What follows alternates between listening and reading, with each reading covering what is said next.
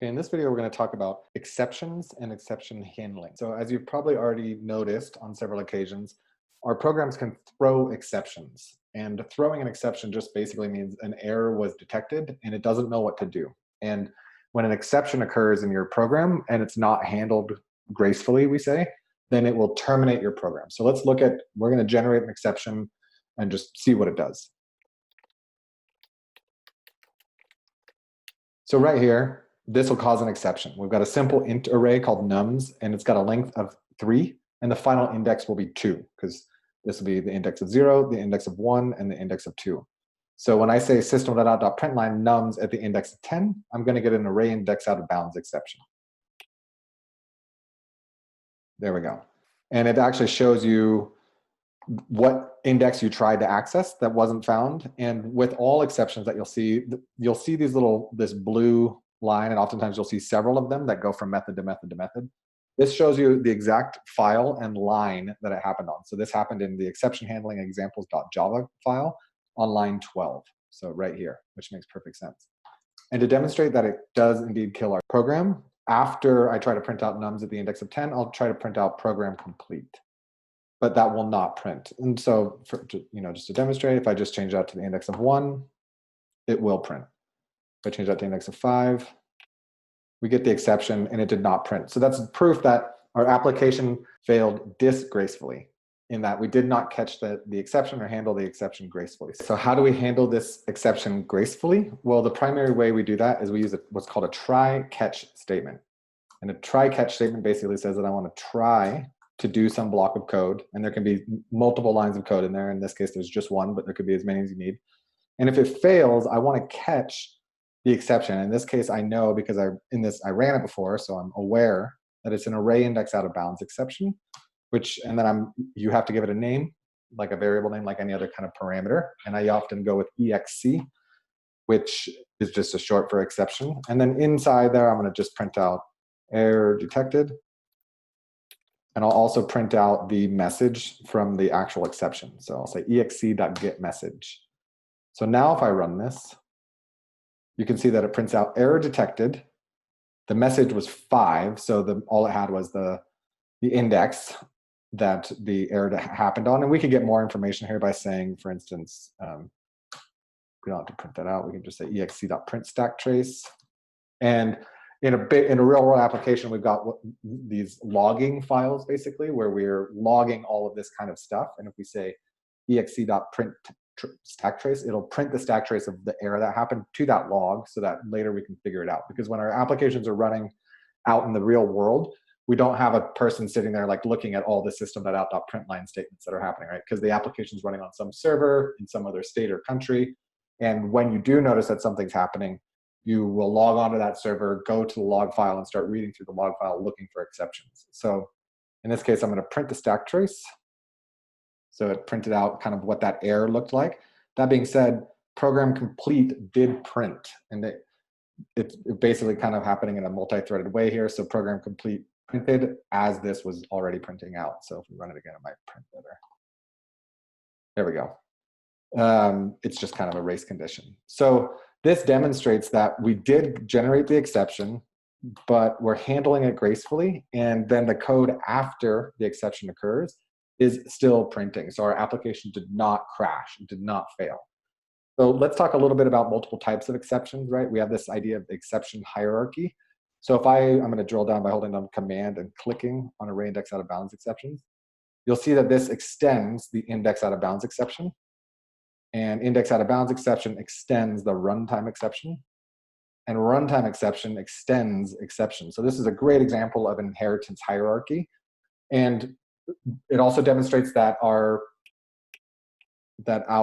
array index out of bounds exception is a child class of exception. So we could also just, at any time, you can basically just catch all exceptions by just catching exception. The downside of that is that you lose some of the detailed granularity about the exception. So if you wanted to get the right message or potentially get some supporting information about this array index out of bounds exception or whatever it might be, when you just catch exception, you lose all that information. It'll work, it'll catch the exception gracefully, and you can do what you want, and you just lose some fidelity basically on the detail of the exception that you're getting.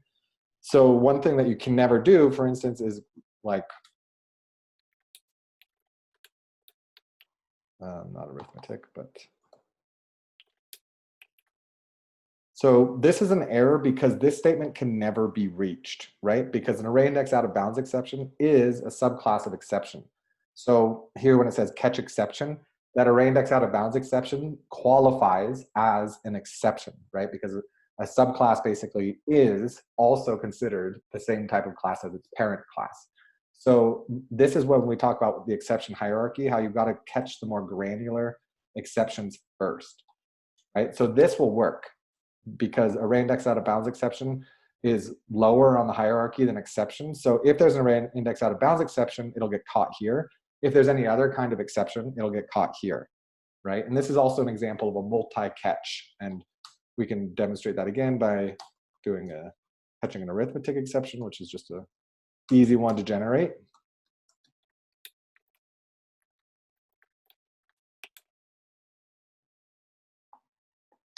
And I'll just, to stick with the program here, I'll just say int x equals nums 1 divided by nums 3, right? So that's going to be 65 divided by 0. In Java and in most programming languages, division by 0 is not, it's an exception. It doesn't just not work, it actually throws an exception. It's not allowed. So here we will see the arithmetic exception caught. And it printed out division by 0 not allowed, and then it still printed out program complete because this exception was handled gracefully. So this is pretty common looking. You've got a block of code that can generate multiple exceptions. For instance, you know, this right here is, if this was nums 10, then it would be an array index out of bounds exception here. So let's see. And we print out array index out of bounds. So this is a block of code when I'm doing division and using an array, and there's many other cases like this that can generate exceptions. This code, and oftentimes this could be let's say I'm writing a method in and I could be in some other class, just.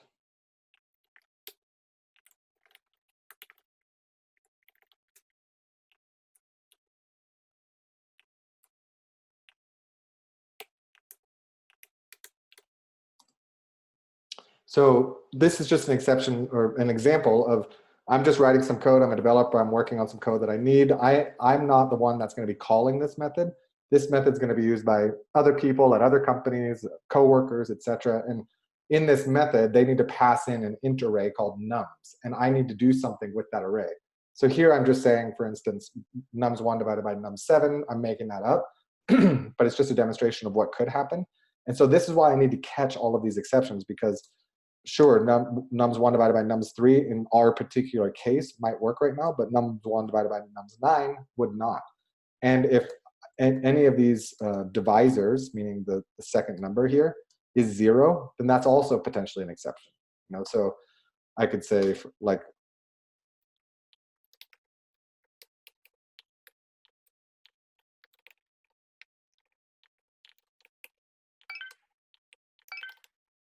so here's an example where I'm going to try to, there's two exceptions that can be thrown here. I'm going to, I less than equal to nums.length. This is actually going to generate an array index out of bounds exception. And if any of the numbers that are divisors are 0, it will also throw an arithmetic exception. So now when I pass this, so I'm just going to say sum class dot sum method, right? And I'm going to call this, and we'll see what happens.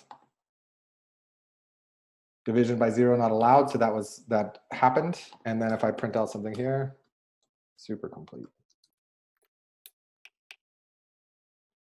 And demonstrates that we do indeed have a program where the exceptions were caught gracefully. This division by 0 was caught. The method continued to run. It came back over here to the main method. It printed out. So a couple of different things going on here, just trying to demonstrate that it's really easy for exceptions to be generated. And oftentimes we're not the ones that are calling or using or invoking our own code.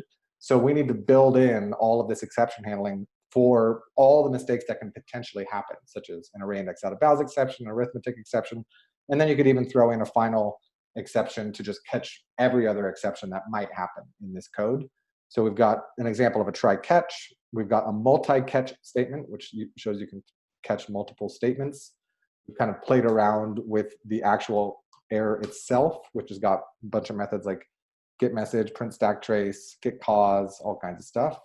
And that's a quick look into the try catch statement with Java.